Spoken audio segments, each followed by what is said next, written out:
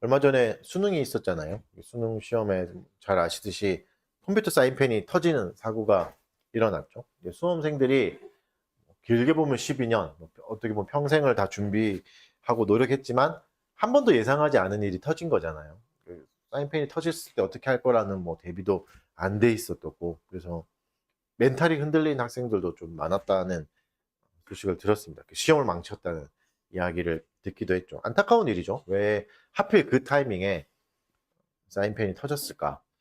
그런 생각 안 해봅니까? 나에게도 이런 끔찍한 일이 일어난다면 어떡할까? 뭐 수능 다쳤다고 이제 수능 칠 일은 없어서 걱정 없겠지만 학생들은 굉장히 걱정되잖아요. 이런 일에 대해서 한번 생각해 봅시다. 너무 이제 슬프지만 이런 일도 결국은 오늘 배울 하나님의 작정 안에서 다 일어나는 일이거든요. 작정이라는 이런 겁니다. 하나님이 허락하지 않으면 아무리 사소한 일도 우리에게는 일어나지 않는다. 이것과 마찬가지죠. 우리가 겪는 모든 일들은 우주 안에 있는 모든 운행들도 하나님의 작정 안에 있다. 이런 말이잖아요. 모든 불행까지도 다 포함해서. 이게 우리를 어렵고 힘들게 만들죠. 이런 질문이 자꾸 생기잖아요. 왜 하필 나에게 이런 일이? 내가 뭔가 뭘 잘못해서? 이런 생각이 자꾸 들잖아요. 이 질문이 우리를 굉장히 괴롭게 합니다. 하나님의 작정이 도대체 뭐길래 우리에게 이런 시련을 주고 이런 어려움을 줄까? 그래서 오늘 살펴볼 대요리문답 12문은 작정에 대한 설명이죠. 이 작정이라는 교리문답, 뭐 교리문답 사실 이전에 이제 신앙 고백서를 먼저 작성했으니까 이런 하나님의 작정에 대한 신학적인 걸 틀을 잡을 때 이제 참여했던 총대들이 있잖아요. 그 중에 이제 한 명이 사무엘 러드퍼드잖아요. 스코틀랜드의 천재 신학자라고 할 수 있는 사무엘 러드퍼드 보면 글을 생각해 보면 물론 그가 다 혼자 다 한 건 아니지만 하나님의 작정을 어떻게 설명할지 매우 좀 궁금해집니다. 그의 인생을 한번 보면 왜냐하면 굉장히 불행했거든요. 어떻게 보면 첫 번째 아내가 이제 죽고 두 딸이 있었는데 어릴 때 죽어요. 어릴 때 죽고 교리문답 참여하기 전에 그리고 이제 그 목회하던 교회에서 이제 책을 썼는데 아르미니우스주의에 이제 반대했다는 책을 썼다는 이유로 재판을 받거든요. 재판을 받고 목사직을 박탈당합니다. 그래서 에버딘이라는 곳으로 이제 쫓겨나죠. 귀양 가는 유배를 떠나는 그런 상황을 맞이해요. 그리고 이제 그에게 가장 고통스러운 것은 예수의 이름으로 설교하거나 가르치는 것을 이제 너는 못한다. 이렇게 금지당했던 일들이 괴로웠다고 이제 말합니다. 왜냐면 그 편지가 다 남아 있어가지고 그 기록이 있거든요. 그리고 말년에도 교리문답을 나중에 작성하고 말년에도 아파서 병환 가운데 있는데도 반역 혐의로 왕에 대한 반역 혐의로 소환되고 물론 아파서 이제 못 가긴 했는데 그런 일을 겪어요. 그러니까 굉장히 인생이 순탄하진 않죠. 근데 어떻게 보면 불행하고 고통도 많고 괴로움이 많았던 인생이잖아요. 억울함도 있을 거고.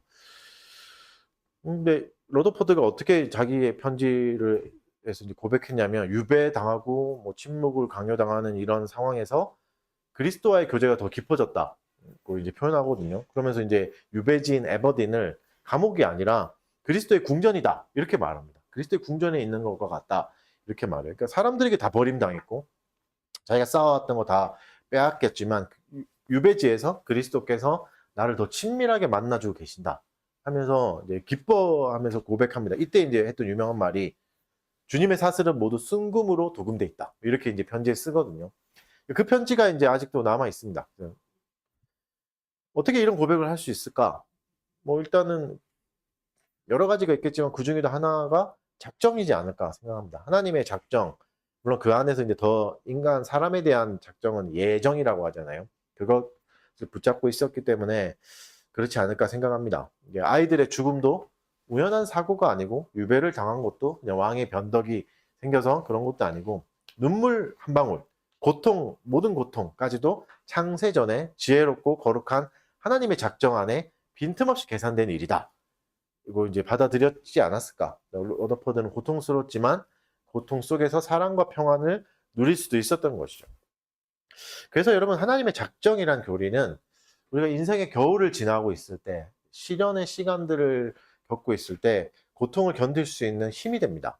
작정을 바르게 알고 있다면 괴로운 감옥살이 같은 현실도 그리스도의 궁전으로 바꿀 수 있는 신비한 힘이 있는 교리이기도 한 거죠. 오늘은 본문인 에스더의 이야기를 통해서 한번 살펴보겠습니다. 우리가 전에도 에스더를 살펴본 적이 있잖아요. 그 기억을 떠올려서 한번 보도록 하겠습니다. 그때도 말했지만 에스더는 특이한 게 있다 그랬죠. 여호와의 이름이 한 번도 언급되지 않습니다. 하나님이 직접 나타나셔서 뭔가 하지 않는, 굉장히 우리의 일상과 이제 비슷한 거죠. 하나님이 한 번도 나타나시지 않고 보이지 않는 고통 속에서 있는, 하나님이 보이지 않는 그 고통 속에서 있는 우리의 현실을 그대로 반영합니다. 그러니까 이런 질문에 답이 되는 거죠. 하나님이 보이지 않는 고통스러운 시간을 보낼 때 성도는 어떻게 이 현실을 해석하고 견뎌 나갈 수 있을까? 이런 질문에 대한 답을 주는 거죠. 그래서 오늘 본문을 통해서 하나님의 작정을 좀 살펴보면서 답을 찾아보도록 하겠습니다. 오늘은 5가지 대제로 흘러갑니다. 너무 많아 보이죠? 많지는 않고 빨리 끝내고 보겠습니다. 짧게 할 겁니다. 작정의 시작 볼 거고, 그 다음 작정의 성격, 작정의 범위, 작정의 변증, 작정이 어떻게 자기를 변화하는가, 그리고 작정의 적용, 이렇게 5가지를 보고 결론을 내리도록 하겠습니다. 작정의 시작을 먼저 보면, 이제 본문의 상황을 보면 하만이 이제 유대인을 학살할 날짜를 잡기 위해서 부르를 뽑죠. 제비를 뽑잖아요. 제비를 뽑은 뒤에 이야기입니다. 날짜가 잡혔고 유대인은 이제 다 학살당할 위기에 놓인 거죠. 그러니까 세상은 이제 이렇게 생각하는 거죠. 역사가 우연이나 우운, 확률에 의해서 굴러간다 생각하는 겁니다. 왜죠? 왜냐하면 미래가 불확실하니까. 우리도 그렇잖아요. 당장 내일이 불확실하죠. 미래가 불확실하죠. 그래서 어떻게 합니까? 청소년들 어떻게 합니까? 수능이 어떻게 될까? 운세 사이트 이런 거 들어가 보고 점을 쳐보고, 또 나와 비슷한 사람들, 평균적인 삶의 사람, 평균적인 나와 좀 비슷했던 사람들의 그 궤적을 한번 살펴보잖아요. 이 사람들이 이렇게 했을 때 어디까지 갔나, 성적을 잘 받았나, 이걸 보는 게 통계잖아요. 이 통계를 통해서 보는 것도 뭐죠? 예측해 보는 거죠. 나는 어디까지 갈 수 있을까? 나의 모의고사 성적이 이렇게 됐었고, 이러면 이제 내가 내년에는 어느 정도 나올까? 이런 예측을 해보는 이유가 불확실하기 때문이잖아요. 미래가 너무나 불확실하기 때문에 여러 가지로 예측해보고 대비해보고 싶은 마음이 있습니다. 세상은, 그런데 성경은 뭐라 말씀하시는 거죠? 불확실하지 않다. 이렇게 말씀하시는 겁니다. 하나님의 작정은 우연이 아니고 운도 아니다. 그것에 대해서 움직이는 게 아니다. 하나님이 이렇게 말씀하십니다. 잠언 16장 33절에 제비는 사람이 뽑으나 모든 일을 작정하기는 여호와께 있느니라. 제비 네가 뽑는 것 같지만 하나님이 그 모든 것을 다 관리하신다. 인간이 주사위를 굴리는 것 같지만 주사위를 굴리더라도 모든 것을 다 작정하시는 게 하나님입니다. 주사위가 구르는 각도, 주사위와 바닥의 마찰력, 그것까지도 하나님이 다 통제하고 다스린다는 말입니다. 그래서 주사위를 돌리더라도 하나님이 원하시는 대로 나온다. 모든 것을 다 정해 놓으셨다는 겁니다. 그럼 하나님의 작정은 언제 다 완성됐을까? 언제 하셨을까? 그래서 12문은 이렇게 묻고 답합니다. 하나님의 작정은 무엇입니까? 답은 하나님의 작정은 하나님의 뜻대로 계획하신 지혜롭고 자유롭고 거룩한 행위입니다. 이로 말미암아 하나님께서는 영원전에 자신의 영광을 위해 일어나는 모든 일, 특별히 천사와 사람에 관한 일을 불변하게 미리 정하셨습니다. 이렇게 말하는 게 작정이죠. 작정이 언제 시작됐다고요? 아무것도 없을 때 시작됐다고 말합니다. 아무것도 없을 때. 지구도 없었고 태양도 천사도 없을 때, 칠흑 같은 어둠조차도 없을 때 영원 속에서 일어났다. 그래서 하나님의 뜻대로라는 이 말은 Counsel of His Will이라고 해요. Counsel of His Will. Counsel, 의논이잖아요. 회의하고 얘기를 하고 토론하는. 그러니까 그의 뜻의 의논으로 됐다. 이 말이 무슨 말이죠? 세상에 아무것도 없을 때 의논하셨다는 것은 삼위 하나님이 함께 얘기하셨다는 겁니다. 회의를 통해서 작정이 이루어졌다는 거죠. 그래서 여러분, 인간이 건물을 지을 때도, 우리 밖에도 이제 건물을 짓고 있는데, 그때도 이제 설계도나 조감도가 있잖아요. 이 건물이 이렇게 될 것이다. 이렇게 될 것이라고 상상도를 미리 그려놓잖아요. 근데 그것대로 되기가 잘 없습니다. 쉽지 않아요. 실제로 해보면 또 이게 공법이 안 맞고 환경이 안 맞아서 이렇게 안 되는 경우가 굉장히 많잖아요. 그대로 나오기 굉장히 어려워요. 근데 하나님의 회의는 수정 보완이 없습니다. 하나님의 회의는 했다 그러면 그대로 다 실행되는 거죠. 한치의 오차도 없이 역사의 마지막 장면까지 창세전에 하나님이 다 짜놓으셨다. 다 써놓으셨다. 회의가 끝났다. 이런 말입니다. 영원 전에 라고 말하는 거죠.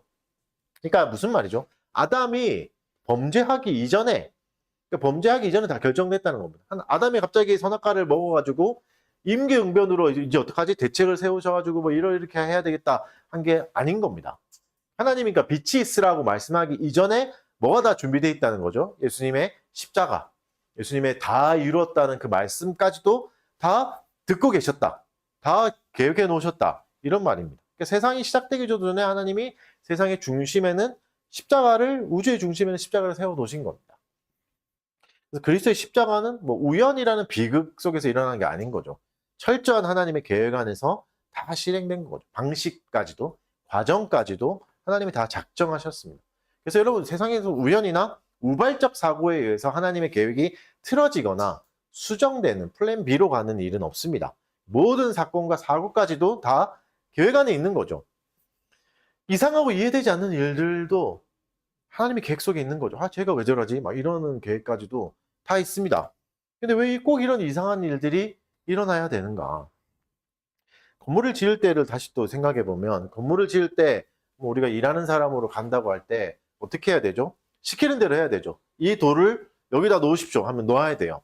근데 일하는 사람 잘 몰라요. 이 돌을 왜 여기다 놔야 되나? 왜죠? 전체 그림이 없으니까. 이 돌을 이렇게 놨을 때 뭐가 위에 올라가고 이렇게 구조가 짜져서 이렇게 된다는 전체 그림은 없죠. 그냥 시키는 대로 할 뿐이죠. 여기에 놓는 거죠. 하필 왜 놓아야 되는, 그걸 아는 사람은 설계도를 가지고 있는 사람입니다.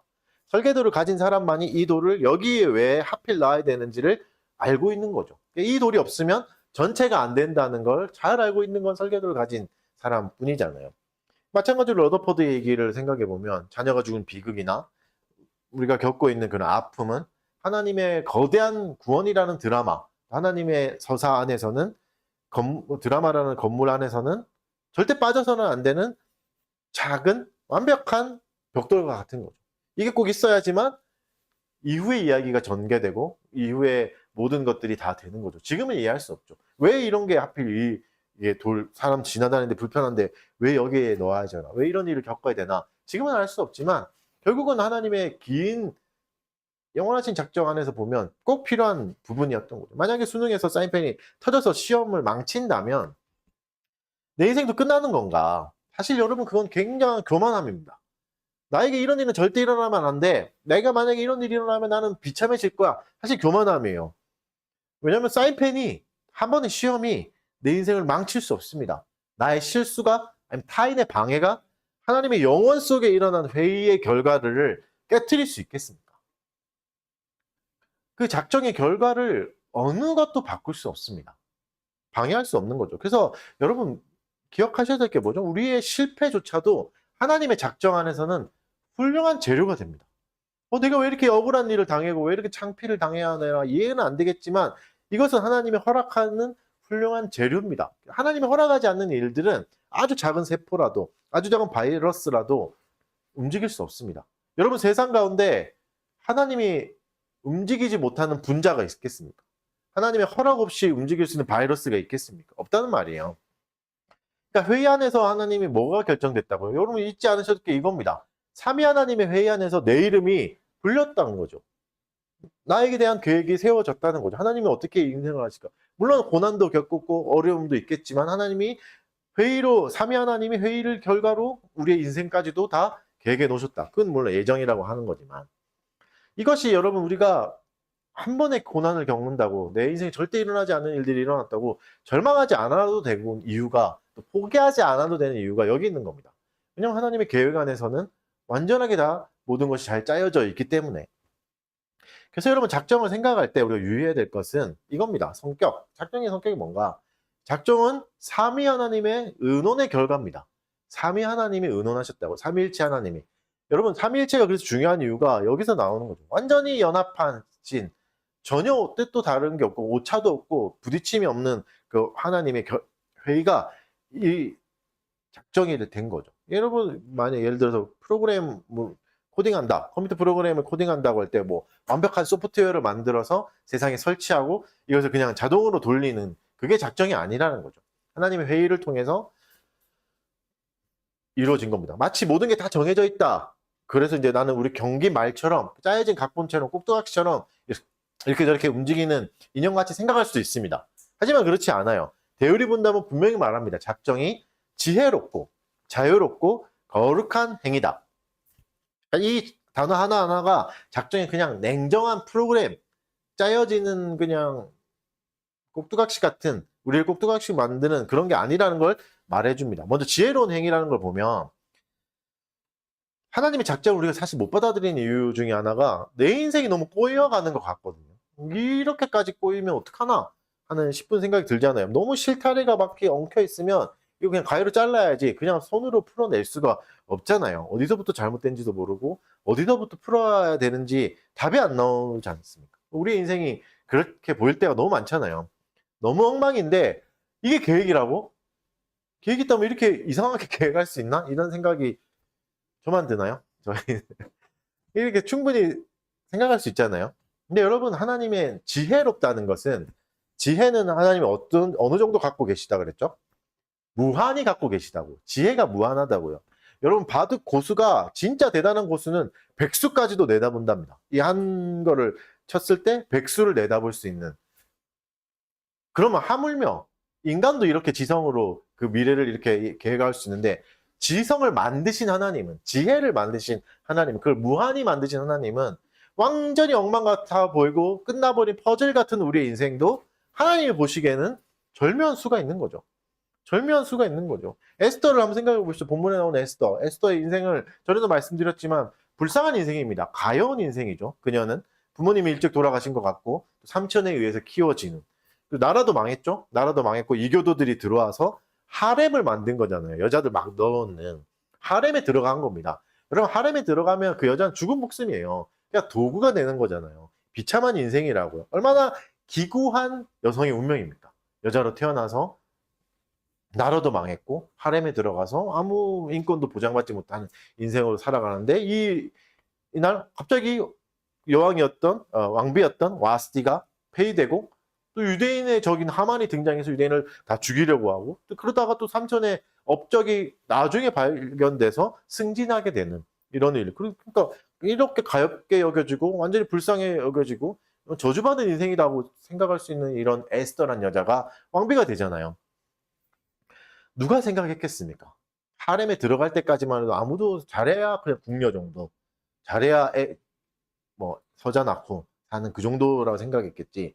이제는 어떻게 됐죠? 유대인의 생사까지도 주관할 수 있는 능력 있는 영향력을 가진 사람이 되잖아요.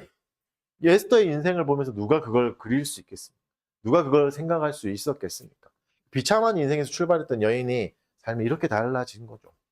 이건 여러분 수억 개의 퍼즐 조각에 0.1mm의 오차도 없이 탁탁탁탁탁탁 맞아 떨어져서 완성되는 것과 같습니다.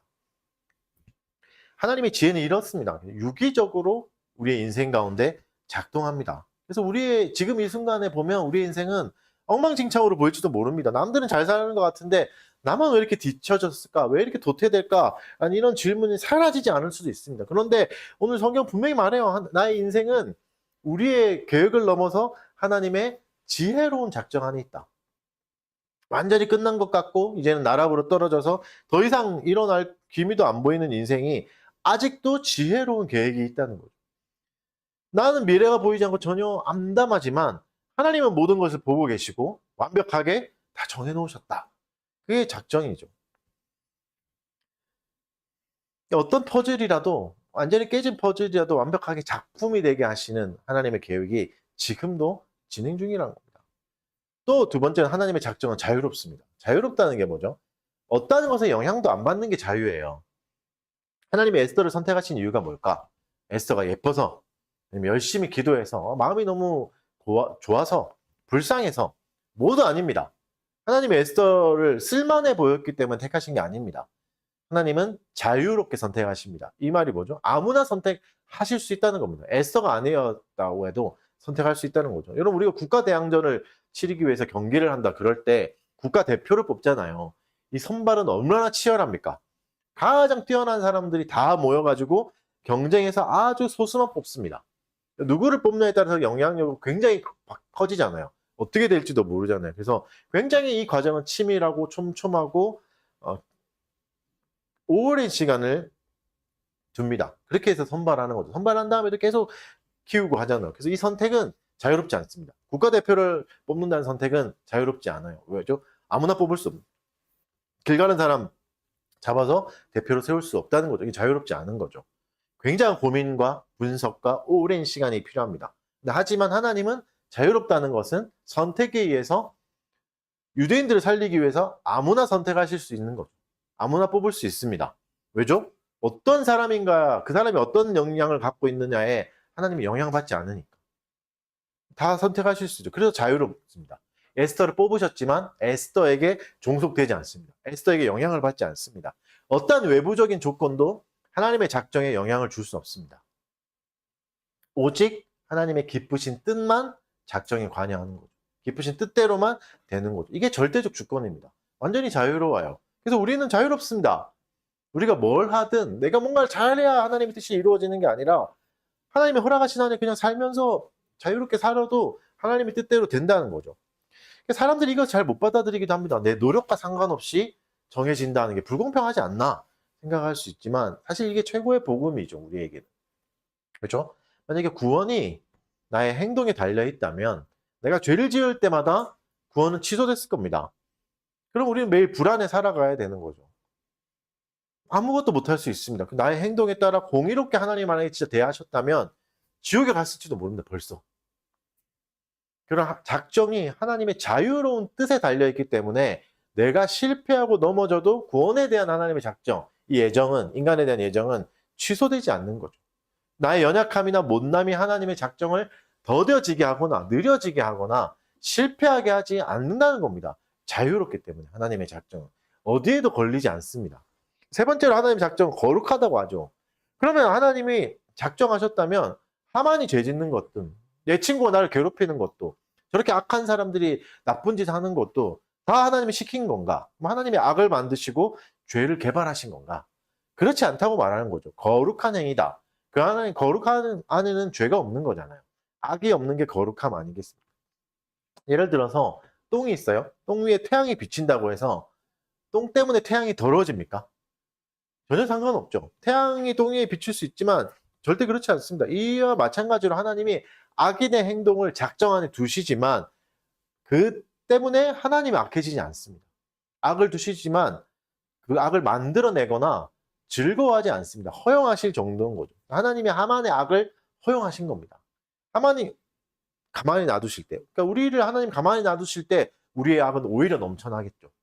하나님 우리를 제어해 주셔서 우리가 이 정도인 거지 놔두셨다면 우리는 더 하만보다 더 악한 자가 되는 거죠. 그리고 하나님이 하만의 악을 허용하셔서 뭘 알려주시죠? 하나님의 공의로움을 알려주십니다. 하나님의 능력도 알려주십니다. 악이 있기 때문에 하나님의 공의가 빛나고 용서와 자비가 밝히 드러납니다. 이게 하나님의 악을 사용하시는 방법입니다. 악이 뭐 당연히 필요하다 이 말이 아닌 거죠. 작정의 다음에 범위를 봅시다. 작정이 모든 것이 다 정해져 있다는 것은 가만히 있어도 된다 이 말인가? 그래 다 정해져 있으니까 그럼 나는 그냥 아무것도 안 해도 되는 거 아닌가? 오늘 누워서 학교를 한번 안 가봐야지 이렇게 시도해 볼 수도 있잖아요. 근데 오늘 본문을 보면 모르드게는 모순된 말을 합니다. 다 같이 한번 읽어봅시다. 에스더 4장 14절 말씀 같이 읽겠습니다. 시작.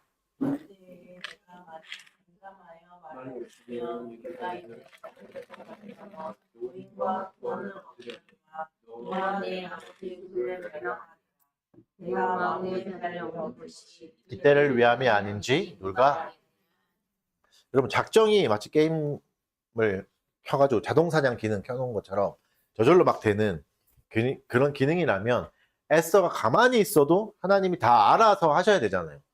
근데 애꿎은 에스더의 가문이 왜 망할까?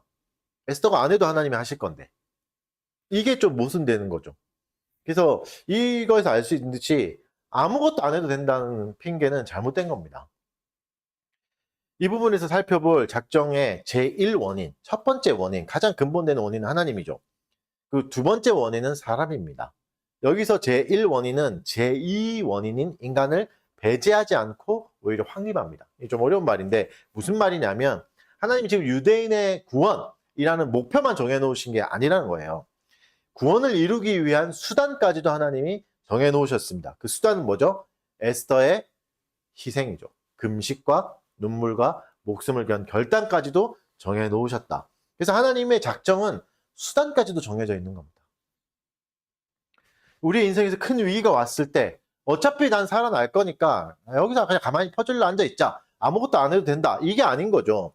하나님이 그 위기에서 나올 수 있는 살아나오는 수단까지도 정해 놓으셨습니다. 가장 큰 수단이 뭐죠? 기도인 거죠. 그 수단이 기도라면 우리는 뭘 해야 됩니까? 기도해야 되는 거죠. 뭐 한참 뒤에 이제 살펴보겠지만, 대우리문답 뒤에서 나오겠지만, 하나님의 그리스도를 통해서 그리스도가 성자가 획득하신 은혜를 하나님이 어떤 방식으로 주실지도 정해 놓으셨잖아요. 은혜의 방편이라는 방식도 그 유익을 우리에게 나눠 주시잖아요. 그러니까 수단까지도 하나님이 정해 놓으신 방법으로 작정이 우리에게 이루어지는 겁니다. 사도행전 27장에 보면 이런 이야기가 나오는데, 이 이야기를 한번 예를 들어서 한번 설명해 보겠습니다. 바울이 이제 전도여행을 갔죠. 우리가 지난주에 살펴봤던 지중해를 이제 막 다니다가 풍랑이 일어요. 풍랑이 일으니까 배가 뒤집힐 위기가 있는 거죠. 그래서 죽을 위기에 놓여 있는데 하나님이 나타나셔서 말씀하십니다. 사도행전 27장 24절. 바울아 두려워하지 말라. 내가 가이사 앞에 서야 하겠고 또 하나님께서 너와 함께 항해하는 자를 다 내게 주셨다. 이렇게 말씀하세요. 너는 가이사한테 서야 되고 여기 있는 사람도 다 살 거야 이 말이잖아요. 다 살 거야 이렇게 말하죠. 그러니까 사공들이 어떻게 하죠? 사공들이 도망치려고 해요. 지금 여기 있다가 배에 있다가 빠져 죽을 거니까 그냥 구명조끼 이런 거 들고 이제 막 바다에 빠지려고 하잖아요. 그때 어떻게 하죠? 바울이 이렇게 말해요. 31절에는 바울이 백부장과 군인들에게 이르되 이 사람들이 배에 있지 아니하면 너희가 구원을 얻지 못한다. 이렇게 말해요. 그러니까 좀 헷갈리죠. 하나님 분명히 안 죽는다고 했잖아요. 안 죽는다 했고 넌 갈 거다. 그런데 사공이 없으면 안 된다고 말씀하시는 겁니다. 이건 이렇습니다. 하나님이 전원 구조를 작정하셨고 동시에 사공들의 기술과 바울의 경고라는 수단까지도 작정하신 겁니다. 너희가 구원받겠지만 나는 이걸 사용해서 너희를 구원할 것이다. 그래서 이 작정은 우리의 인격을 뛰어넘지 않고 우리의 인격을 무시하지 않고 우리의 치열한 순종을 수단으로 삼아서 성취되기도 합니다. 이해되세요? 하나님이 결과만 작정하신 게 아니라 결과를 위해서 우리가 흘려야 될 땀과 눈물까지도 하나의 세트로 작정하셨다는 말입니다. 그래서 할 수 있는 최선을 다해야 됩니다. 배가 빠질 것 같다고 구원을 받는다고 해서 가만히 있어도 되는구나 아니라 열심히 노를 져야 되는 거죠. 열심히 내가 할 수 있는 일을 풍랑이 있는 배 속에서도 할 수 있는 일을 해야 되는 거죠. 하나님 그것까지도 다 정해놓으셨다는 말입니다. 좀 더 깊이 봅시다. 작정이 어떻게 악을 설명하는가, 작정의 변증에 대해서 좀 보겠습니다. 그래도 여전히 작정이 힘든 이유는 세상에 일어나는 끔찍한 일들 때문이죠. 입에 담을 수 없는 비참한 일들, 이런 일들이 일어나죠. 그리고 악인의 범죄가 너무 악랄하게 일어납니다. 어떻게 이럴 수 있나 사람이. 세상이 점점 악해지는 것 같잖아요. 본문에서도 하만이 계획한 게 뭐죠? 제노사이드예요. 제노사이드가 뭐죠? 한 민족을 다 죽여버리는 100만 명 이상 죽이면 제노사이드라고 하거든요. 제 기억이 정확하지 않지만 하여튼 그 정도의 민족을 다 죽여버리는 게 제노사이드예요. 대학살. 이걸 일으키려고 하는 거죠. 이것도 하나님의 작정 안에 있는가? 대우리문답 그래서 12문은 영어로 보면 whatsoever 이렇게 말해요. whatsoever. 무엇이든지. 굉장히 잔인하게 들리는 말이죠. 무엇이든지 다 하나님이 계획 안에 있다. 잔인하게 들리겠지만 악한 일이라고 해도 하나님의 통제 밖에서는 일어나지 않는다. 암세포가 하나님의 명령을 안 들을까요? 그렇지 않다는 거죠. 그렇지만 하나님의 악을 만드시거나 부추기진 않는다. 그래서 17세기에 이제 개혁파 신학자들이나 목회자들은 가장 많이 했던 비유가 이겁니다. 태양과 늪의 비유로 이걸 설명해요. 태양이 모든 곳에 똑같이 비추죠. 똑같이 비춰서 꽃에 비추면 꽃은 피어나죠. 그런데 똑같이 늪에도 비춰요, 태양이. 그럼 늪은 어떻게 되죠? 썩어버려요. 악취를 풍기는 거죠. 악취를 나는 것은 그럼 태양 잘못인가? 태양이 잘못해서 저렇게 늪에서 썩은 내가 나잖아. 이렇게 하는가? 아니죠. 늪 때문이죠. 늪의 부패한 본성 때문이죠. 하나님이 하만에게 생명이나 권력이라는 에너지를 주셨습니다. 생명과 권력이라는 에너지를 주셨어요. 근데 하나님이 하만이 그 에너지를 살인이란 방향으로 쓴 겁니다. 이건 뭐 때문이죠? 하만의 전적인 타락, 인간의 전적인 타락 때문이죠. 하나님이 이것을 막지 않으시고 허용하신 겁니다. 우리 안에 하만이 다 있잖아요. 여러분 그렇지 않습니까? 청소년들도 그렇지 않아요? 옆에 저 친구가 나를 괴롭힐 때 다 복수해 버릴 거야. 다 죽여버리고 싶어. 이런 생각 들잖아요. 그렇게 우리 안에 있는 하만이죠. 근데 하나님이 그걸 막으시는 거죠. 우리에게는. 근데 하만에게는 막지 않으신 겁니다. 허용하신 겁니다. 그래서 이게 피어나기 시작하는 거죠. 악이. 썩은 내가 나기 시작하는 거죠. 근데 하나님이 악을 허용하신 이유는 그 악을 이용해서 더 위대한 선을 만들기 위해서 허락하신 거죠. 하만이 없었다면 에스더의 오늘 본문의 고백이 나오는 죽으면 죽으리라는 위대한 고백도 없었을 겁니다. 하만이 없었다면 불임절이라는 구원의 축제도 없었겠죠. 물론 여러분, 죄인들은 합당한 심판을 반드시 받습니다. 허용해 놓으셨다고 해서 그냥 가만히 놔두는 게 아니라 내가 필연적이니까 하나님 나를 통해서 이게 이루어졌으니까 나는 봐줘야 되는 거 아니에요. 그건 변명을 할 수 없죠. 자유롭게 자신이 저지른 죄악이기 때문에 대가를 반드시 지불해야 됩니다. 하나님 공의로우시니까. 여러분, 그럼 인류 역사상 가장 비참한 최악의 죄가 뭘까? 수많은 사람들 학살했던 히틀러의 죄, 그런 것도 생각할 수 있겠지만 가장 큰 죄는 예수 그리스도를 십자가에 못 박은 죄입니다. 하나님을, 창조주를 십자가에 못 박은 죄보다 더 큰 죄가 어디 있겠어요? 그 안에 뭐가 있었죠? 가룟 유다의 배신도 있었고 빌라도의 비겁함도 있었죠. 나는 상관 안 할 거야, 손 씻는. 근데 하나님이 이런 최악의 상황을 허용하신 겁니다.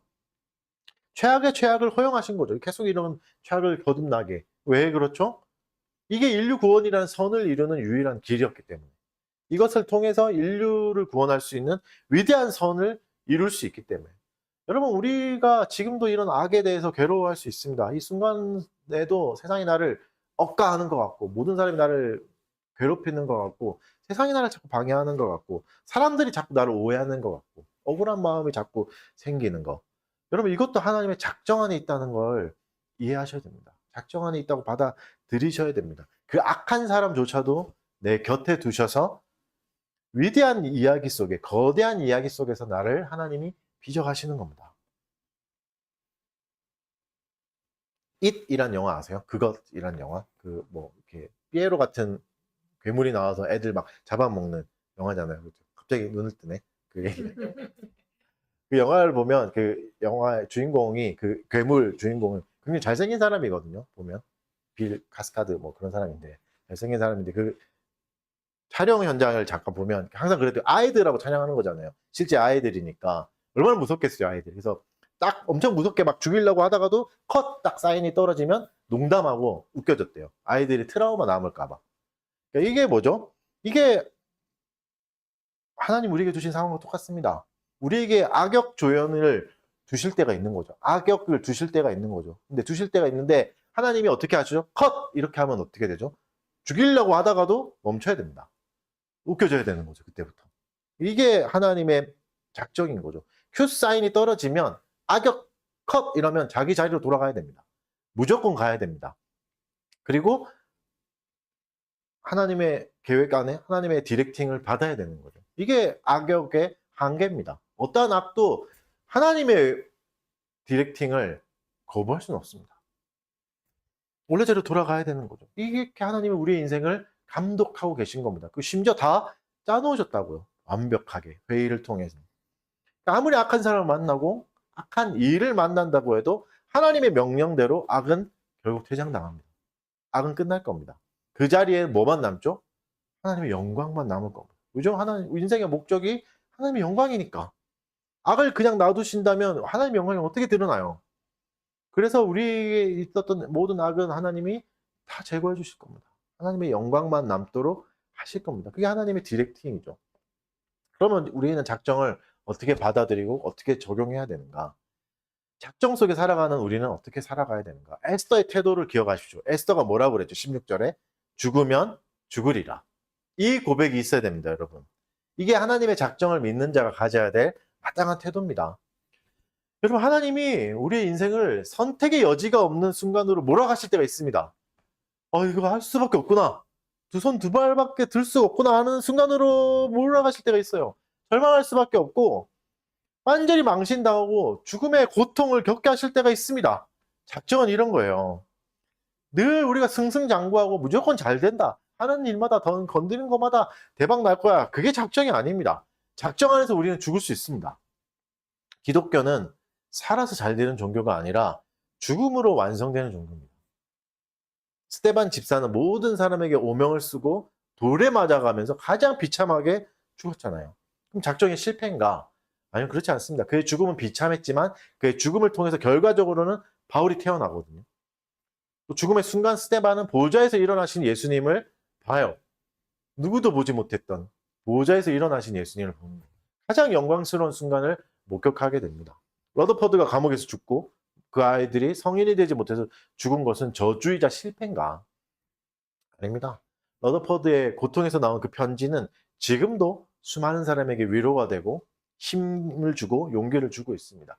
하나님이 내 인생에 비참함을 주실 때가 있습니다. 아무리 해도 절대 탈출할 수 없는 감옥에 갇힌 것 같은 날들이 충분히 찾아올 수 있습니다. 아, 이제 끝났구나. 이런 날도 옵니다. 여러분, 우리가 살아있는 동안 이런 비참함을 물론 다 이해할 수 없을 때도 없을 수도 있습니다. 우리가 겪었던 고난을 다 이해하지 못할 수 있어요. 욥은 몰랐습니다. 왜 자기에게 이런 고난이 일어나는지. 욥기 끝까지 가도 몰라요. 그걸 설명해 주지 않아요. 욥기를 읽은 우리야 알지. 욥이 왜 이런 고난을 당해야 되는지 욥한테는 안 알려주세요. 끝까지. 알려주시는 건 뭐죠? 아무리 비참한 일이 일어나도 하나님이 함께 하신다. 그걸 알려주시는 겁니다. 하나님 우리를 놓치고 계신 게 아니다. 하나님 잠깐 딴 데 보는 사이에 이런 비참한 일이 일어난 게 아니다라는 거죠.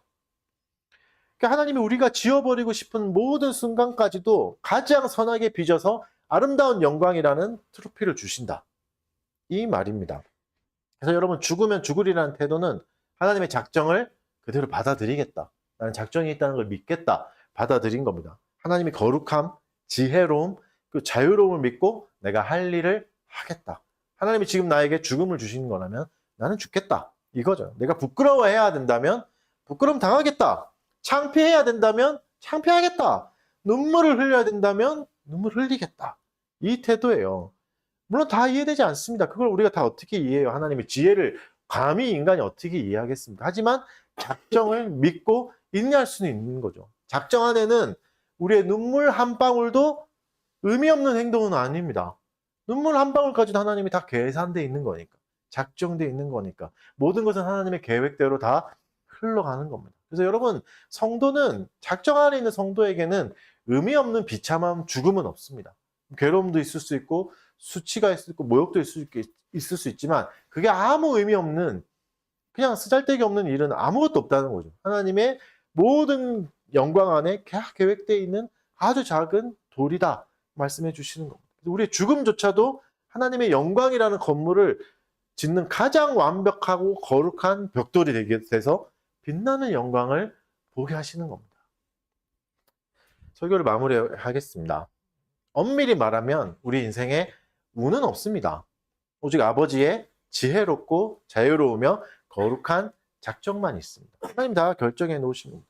수능의 결과가 걱정됩니까? 작정돼 있습니다. 열심히 하십시오. 여러분의 열심을 쓰셔서 하나님이 좋은 결과를 주실 겁니다. 작정은 나의 게으름을 위한 합리화한 수단이 아닙니다. 나의 기도는 하나님의 뜻을 이루는 수단이 될 수 있는 거죠. 하나님이 정하신다면. 우리 일어나는 모든 악한 일과 죽음조차도 하나님의 손 안에 있습니다. 계획 안에 있습니다. 이런 모든 비참함들이, 내가 겪었던 모든 슬픔들이, 지워버리고 싶은 모든 고통들이 다 합력해서 더 까매지는 게 아니라 선이 되는 거죠. 하나님 그것을 약속하시잖아요. 이 날을 주신다고 합니다. 여러분, 때론 구정물을 뒤집어 써야 되는 날이 있습니다. 모든 일이 잘 안 풀리는 날도 있습니다. 예측해 볼까요? 우리의 실패는 앞으로 38,256번 더 생길 수 있겠어요. 저도 그렇습니다. 저도 뭐 이 시기가 너무 괴로운 시기고 부끄럽고 창피한 때도 너무 많고, 이게 언제 끝나나 보이지도 않고 터널도 보이지 않고 이러다가 그냥 망하는 거 아닌가, 없어지는 거 아닌가, 이럴 때가 너무 많아요. 근데 이런 날에는 어떻게 해야 되죠? 하나님께 바짝 엎드려야죠. 하나님이 그것을 수단으로 정해 놓으셨으니까. 죽음조차도 유익으로 만드신 하나님의 작정을 받아들이며 나의 낮아짐을 잘 받아야 됩니다. 여러분, 나는 창조주가 아닙니다. 내 인생을 작정하는 감독이 아니라고요. 내 인생의 설계자는 내가 아니라고요. 내가 추락하게 되는 날도 있을 겁니다. 그러나 그때도 하나님의 손은 여전히 우리를 향하고 있으니 추락을 피하지 마십시오. 추락해야 될 때는 기꺼이 추락하십시오. 하나님의 능하신 손 아래 겸손해야죠. 때가 될 때 하나님 우리를 세우실 거니까. 추락이 우리를 더 겸손하게 만들 수 있습니다. 그리고 우리에게 더 큰 기회와 유익을 주실 수도 있습니다. 물론 다 이해되진 않을 수 있습니다. 그렇더라도 결국 선이 된다는 것만은 확실합니다. 여러분, 우리에게 재수 없는 날은 없습니다. 하나님이 나를 빚으시는 날만 있습니다. 우리가 애쓰고 힘썼던 게 허무하게 하루아침에 다 사라져 버릴 수도 있습니다. 열심히 준비한 수능날, 사인펜이 터져버려서 망가지는 날도 있을 수 있습니다. 하지만 그런 날도 하나님은 바로잡으실 수 있습니다. 하나님이 우발적으로 하신 게 아니라 재수 없어서 생긴 게 아니라 계획 안에 다 있는 일이니까. 그래서 여러분, 내 인생에 절대 일어나서는 안 되는 일은 없습니다. 하나님이 계획하신 거니까. 그걸 받아들이십시오. 우리 서로가 그런 시간 안에 있을지도 몰라요. 근데 이 이유를 다 하나하나 이유를 설명할 수는 없습니다. 자꾸 이유를 찾아가려고 너무 괴로워하지 마십시오. 욥도 이유를 모르고 죽었다니까요. 이유를 우리가 다 알아도 받아들일 수 없을 수도 있습니다. 설령 이유를 안다고 해도 진짜 받아들여지지 않을 수가 있다고요. 우리가 아는 건 단 하나잖아요. 하나님이 이것도 선으로 바꿔주실 수 있다. 그래서 기도해야 됩니다. 이것도 선으로 바꿔주십시오. 내 인생에 이런 비참한 일이 일어나고 내가 받아들일 수 없는 이런 일이 일어나는데 하나님 하나 믿는 거는 하나님이 합력해서 선으로 이루어 주신다고 했으니까 이것도 선으로 되는 날을 보게 해주십시오. 이렇게 기도할 수밖에 없는 거죠. 그게 우리가 피조물로서 해야 될 일이잖아요. 인생에 괴로움이 올 때 기도하십시오. 하나님이 정해놓으신 수단이 있다는 것을 신뢰하시고 충실히 이행하십시오. 여러분, 그때 하나님의 작정은 세상이 줄 수 없는 평안을 줄 겁니다. 세상이 줄 수 없는 기쁨을 줄 것이고 세상이 줄 수 없는 인내를 줘서 이 괴로운 시간도 인내하게 할 겁니다. 그리고 마침내 우리를 하나님의 목적지인 선으로, 완전한 선으로 데려가실 겁니다. 이 축복을 누리시는 저와 여러분 되시길 바랍니다.